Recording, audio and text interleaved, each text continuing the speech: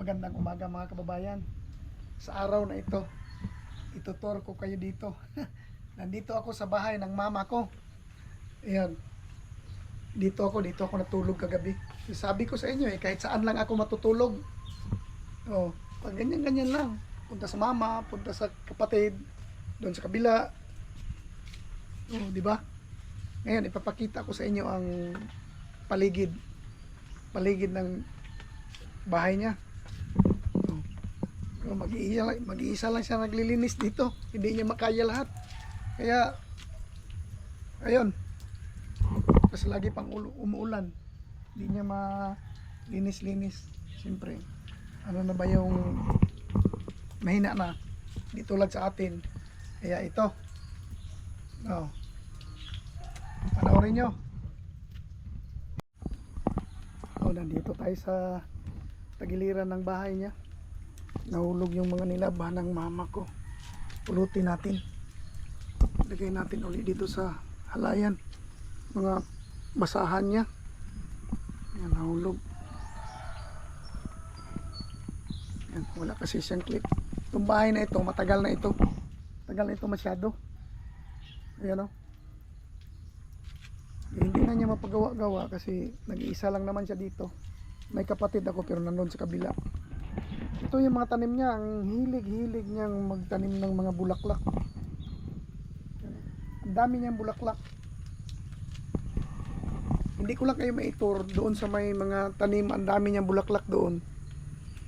Meron siyang mga tanim-tanim, mga nangka, meron siyang yung malaking mangga oh. Pinatay pala niya.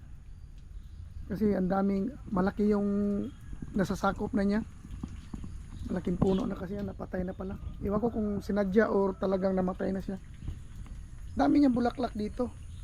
Hindi ko kayo madala doon kasi ulan. Grabing ulan dito, buong magdamag ang ulan. Yan. Dami niyang bulaklak doon. Kasi ang ano nito, hanggang doon pa. Hanggang doon pa. Oh, kita nyo, ang dami niyang bulaklak dyan. Klase-klaseng bulaklak. Dito, ang dami. Oh.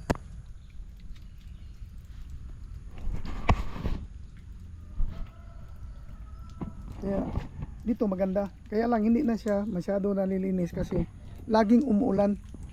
Yan o, yung mga damo. Laging umuulan.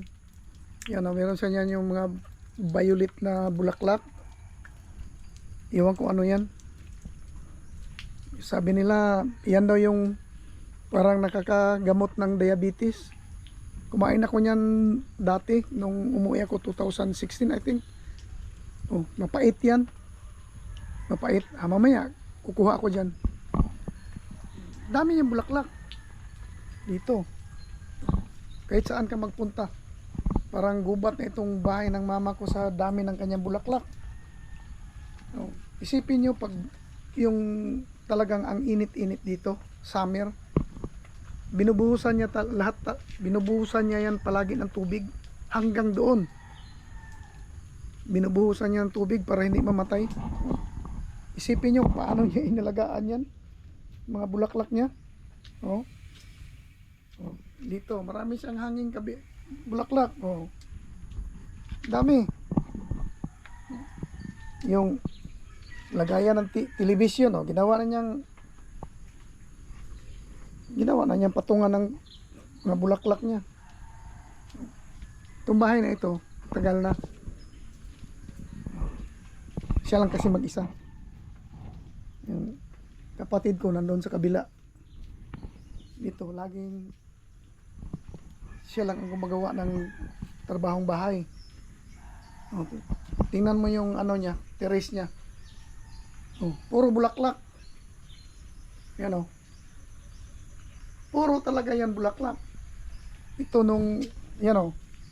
Kahit kanal niya may bulaklak. Yan oh. Ang ganda pa naman ng mga tubo ng ano. Ito ang problema ko. Lumot. Sana kung tag-init kukunin ko yan. Linisin ko yan.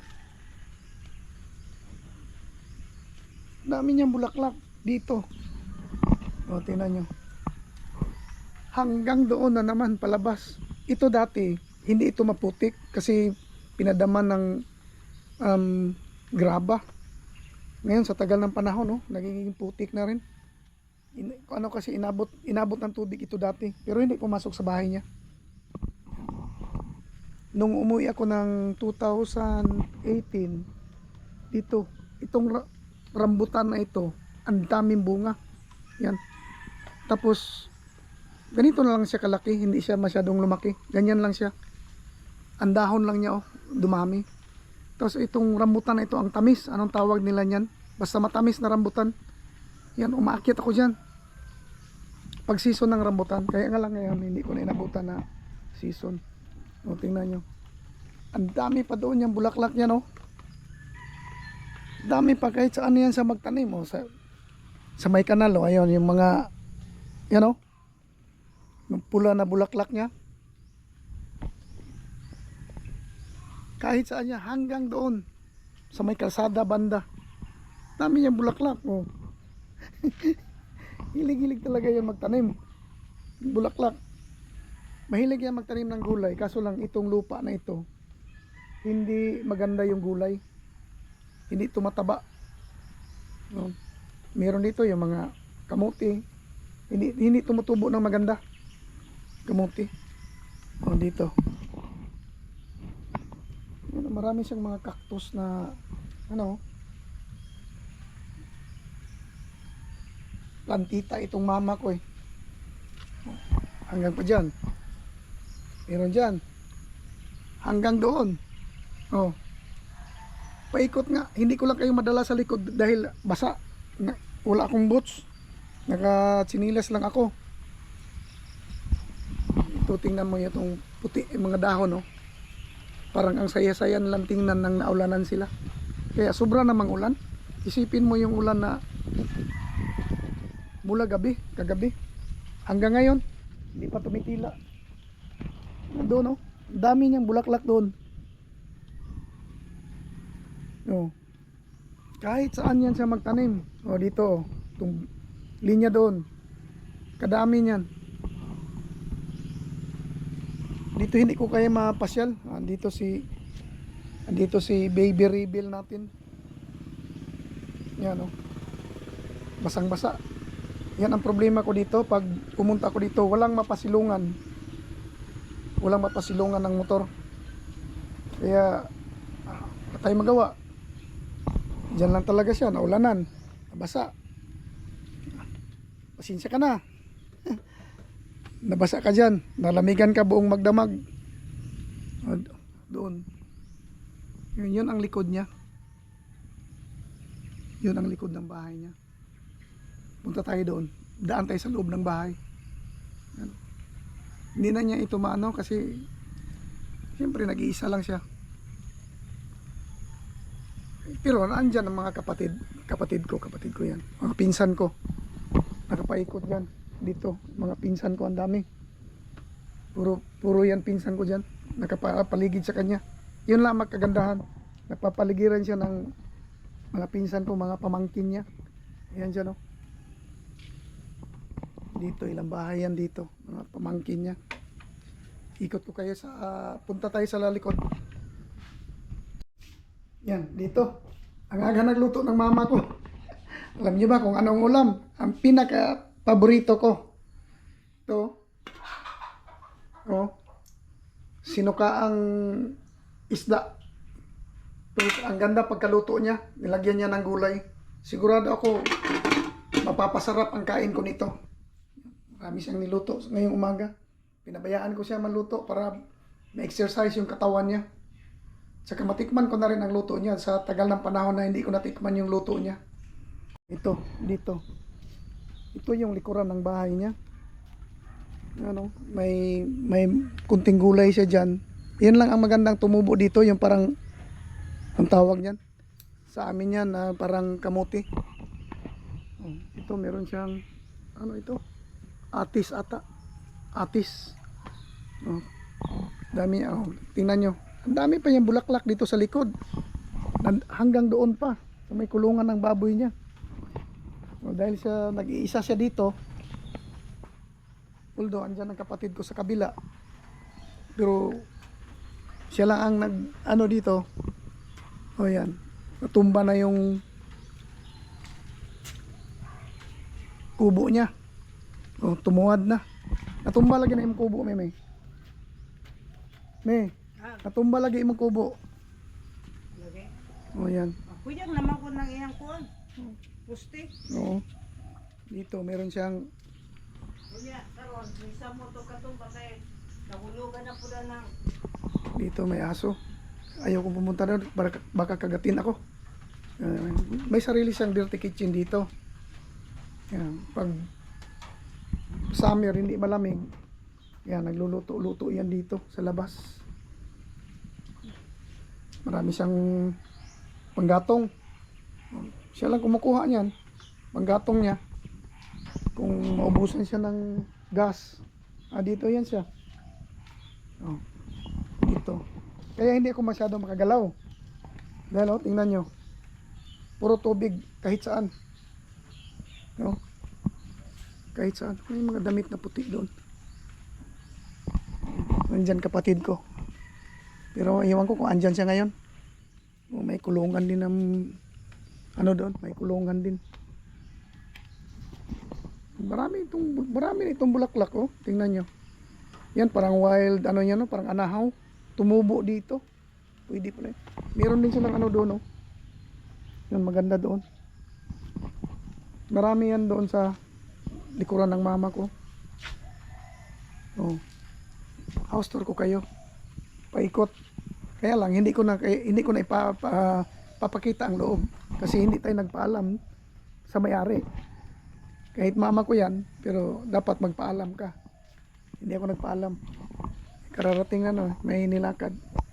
Oh, di ba? Oh. Mamaya punta tayo sa labas. Ito yung kitchen niya. Dito. Dilim. Hindi ko pinailawan. Yan o. Kitchen. Yan kitchen niya. Diretso toilet doon. Oh, di ba? Oh. Yeah, kitchen ng mama ko. Oh. Tingnan niyo. Lalabas tayo doon. Problema nito. Lalim ng putik. Yan o. Dati puro graba ito dito eh. Inabutan lang ng baha. Kaya napalitan ng putik. Yan o. Tapos wala ring maglinis. Kasi nag-iisang kumikilo sa bahay. Oh. Yan. Lalim. Dapat ito boots. Para feel mo talaga dito ka sa probinsya dito na ako dumadaan sa mga gamot ng kahoy dito laki ng puno ng mangga. Iwan ko kung namumunga ba ito, hindi ko alam kasi tuwing uwi ko dito hindi naman kasi season ng mangga. Yan ito ang problema dito ngayon. Tingnan nyo, grabe dito. Lubak-lubak. Pero hindi ito main road. Hindi naman kasi ito main road. Hindi rin barangay road, yung parang ano rin yan mga bay, parang private. Pero sana makita ito ng mga nasa barangay. Para mapadama nila ito, dalawang 10-wheelers tapos na ito. Yan dalawang 10-wheelers okay na. Doon walang lubak dahil mataas pagka dam yung lupa. Dito nag-sink yung lupa dahil laging dinadaanan ng mga malalaking truck kasi pag may construct na bahay dito dumadaan yung mga dump truck na karga ng tawag nitong mga graba. Ito may mga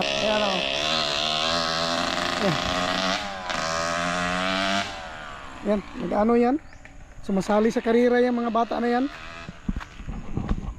lagi silang sumasali sa karera. So, tingnan mo yung dito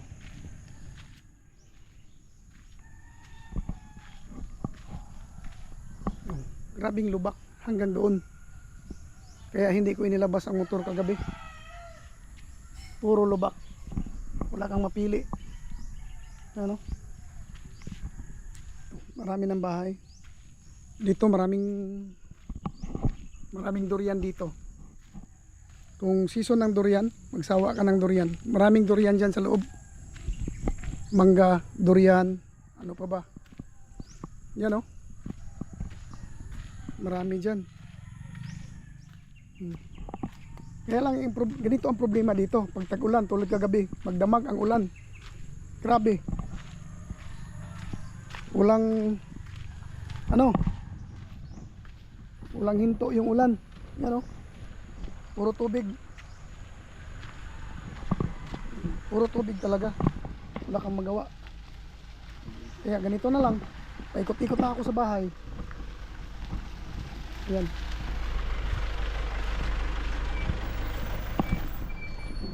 Ako dito. Paikot-ikot tayo dito. Bahay ng mama ko. Dito nakatira yung kapatid ko. Yan.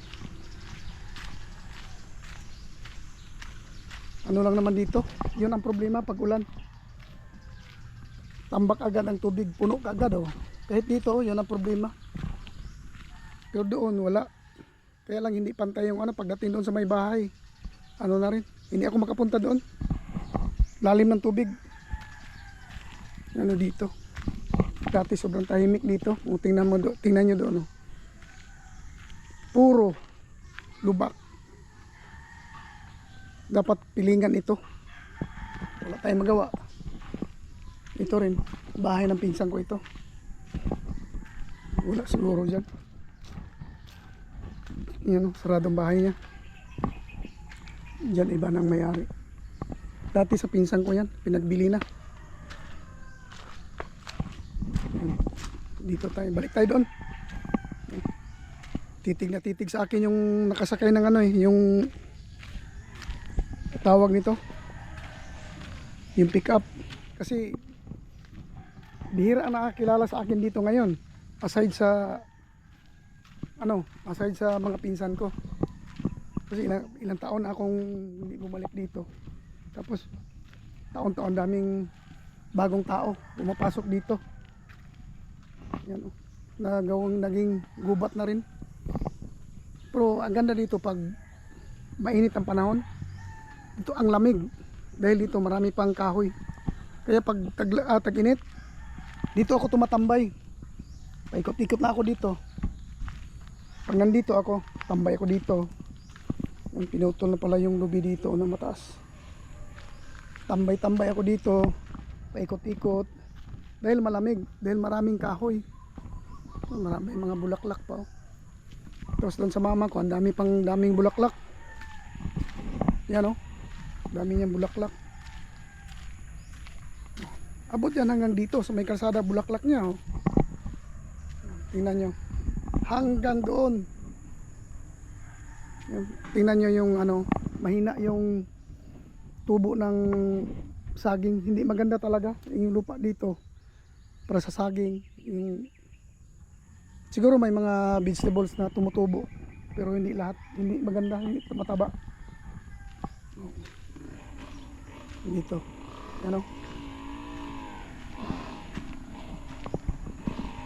Ito tayo. Paikot-ikot lang. O yan o. Yung mga bahay. Daming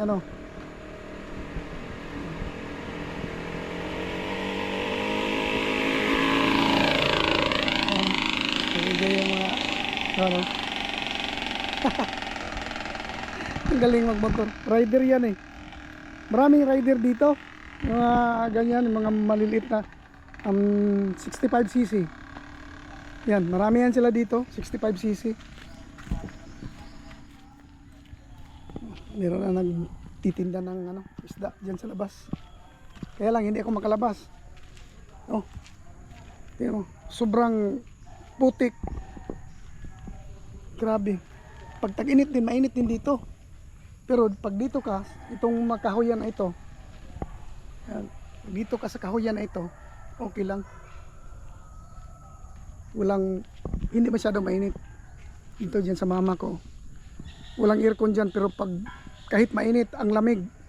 Lamig sa loob, parang naka-aircon ka na rin. Kaya, sarap tumambay dito. 360 ko kayo. 360 dito sa lugar ng mama ko. First time ko matulog dito kagabi mula nang dumating ako. Timing din, laging umulan kasi. Tapos medyo malayo yung sa amin kasi magbiyahe ka pa. Sa bagay, andyan naman ang motor ko. Kaya bumili ako ng motor para nung kasing 2018 nung umuwi ako, lagi ako nagko-commute. Hirap pumasok dito. Hirap pumasok, hirap paglabas mo, walang pedicab. Kaya tas malayo pa ito sa sa highway. Walang pedicab, ang hirap. Kung maglakad ka siguro maglakad ka hanggang highway 15 minutes. Yun, lalakarin mo mula dito. Tapos biyahe ka pa to downtown siguro. Downtown din sa motor. Wala yan. Walang 5 minutes, nasa downtown ka na. Ang paglabas ang dito. Kaya bumili talaga ako ng motor para anytime gusto ko pumunta dito, anytime may kailangan ako, madali. Hirap po lang sasakyan pagdating mo doon. Maghintay, punta ka pa terminal, hintay ka ng bus pauwi or papunta dito. Kaya terminal to terminal, kaya mahirap. Kaya mas maganda talaga may sasakyan kang sarili. Tulad ngayon, nandito ako kasi ang putik pa sa daan ngayon. Putik pa, kaya hindi pa ako lumabas. Putik, tapos iba pa ang panahon, no? Parang uulan na naman. Parang abutan ako ng ulan sa daan. Kaya palipasin ko muna kung hindi na talaga ito ulan. Biyahe ako, pero kung uulan pa mamaya, dito ako matulog pangalawang gabi sa bahay ng mama ko. Eh, yun ang mabuti rin, nakakabuti rin. May kasama siya. Wala naman siyang kasama eh. Kaya minsan nandito mga pamangkin ko, kapatid ko, yung isa dito. Kaya dito muna. Iba talaga ang panahon. Iba talaga. Oh, parang hindi ko maintindihan. Tingnan sa nilas ko, ang babae. Dahil yung sapatos ko, wala, mababasa lang dyan. Kaya ito, tambay-tambay. Oh, ganda magtambay dito, wala kang gastos. Malayo sa tindahan, malayo lahat. Pero pagdating mo dyan sa labas, may mga tindahan yan, mga pinsan ko may mga tindahan dyan. Kaya lang siguro, lakad ka 1 minuto palabas or doon, walang 1 minuto, depende sa paglakad mo. Dali lang yan, siguro seconds or pinakamataas na dyan 1 minuto. Pero yun lang, putik, basa. Yun, hirap nga pumasok dito. Oh. Hirap pumasok. Oh, ipadaan na ako sa ugat ng kahoy, ugat ng mangga. Oh, hirap. Nabasa na yung medyas ko. Naka-medyas kasi ako. Yan o. Medyas na. Dito lang ang natin. Ito, paikot-ikot. Dito, i-warm up ko muna ang motor. Kasi, hindi pala eh. Dito na warm up kanina. Yan o. Diyan lang siya, parking dyan. Putik. Dahil, pagpasok ko dito kahapon, grabe yung putik. Whew. Inulan pa, hindi hininto. Kaya, ayan, nangyari. Putik. Warm up ko muna at saka may gagawin ako. Dito ko natatapusin itong vlog na ito. Salamat sa iyong panonood. Yung sa mga talaga sa akin, nakasubaybay sa akin. Salamat sa inyo ha, sa inyong panonood. Next time uli. Bye-bye.